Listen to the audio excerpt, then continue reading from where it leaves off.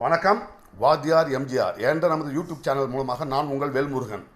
நேற்று வழக்கம் போல கமலஹாசன் உரறி தள்ளியிருக்காருங்க. இன்றைக்கு எந்த கட்சிகளின் தயவில் ராஜ்யசபா உறுப்பினராக ஆகியிருக்கிறாரோ அதே திமுக காங்கிரஸ் கூட்டணி மத்தியில் ஆட்சியில் இருந்த பொழுதுதான் குலாம் நபி ஆசாத்தும் திமுகவின் நாமக்கல்லை சேர்ந்த காந்தி செல்வனும் தான் இந்த நீட் மசோதாவை அறிமுகம் செய்தார்கள். நீட்டுக்கு எதிராக மாணவ செல்வங்கள் நீதிமன்றத்தை நாடிய பொழுது நீட்டுக்கு ஆதரவாக ஒரு தனியார் மருத்துவமனை நிர்வாகம் நீதிமன்றத்திற்கு சென்ற பொழுது அந்த வழக்கில் தனியார் மருத்துவமனைக்கு ஆதரவாக ஆஜரானவர் ப.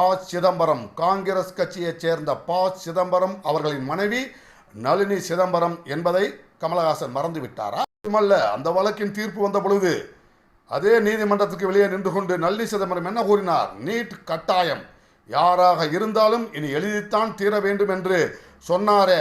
அந்த காங்கிரஸ் தயவிலே ராஜ்யசபா உறுப்பினராகி இருக்கிறீர்களே, உங்களெல்லாம் வெக்கமா இல்லை? நீட்டுக்கு எதிராக 2017 ஆண்டு ஜனவரி மாதம் 31 நாள் சட்டமன்றத்தில் நீட் விலக்கு கோரி மசோதாவை தயார் செய்து அனுப்பியது அனைத்து இந்திய அண்ணா திராவிட முன்னேற்ற கழகத்தின் அரசு, எடப்பாடியார் தலைமையிலான அரசு என்பதையும் நாம் நினைவில் கொள்ள வேண்டும். உச்ச நீதிமன்ற தீர்ப்புக்காக காத்திருக்கின்ற காரணத்தினால் கமலஹாசன் போன்ற அரைகுறைகள் உளராமல் உளறி திரியாமல் எந்த கட்சி நீட்டை கொண்டு வந்ததோ அந்த கட்சியின் தயவுல ராஜ்யசபா எம்பி ஆகிட்டு ஊருக்கார பொய்யை அவுத்து விட்டுட்டு இருந்தா யாருங்க பொறுத்துக்கிட்டு இருப்பா, யாருங்க கேட்டுக்கிட்டு இருப்பாங்க?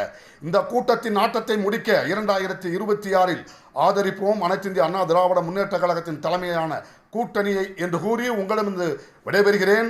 நன்றி, வணக்கம். வாழ்க தமிழ், வெல்க அனைத்து இந்திய அண்ணா திராவிட முன்னேற்ற கழகம்.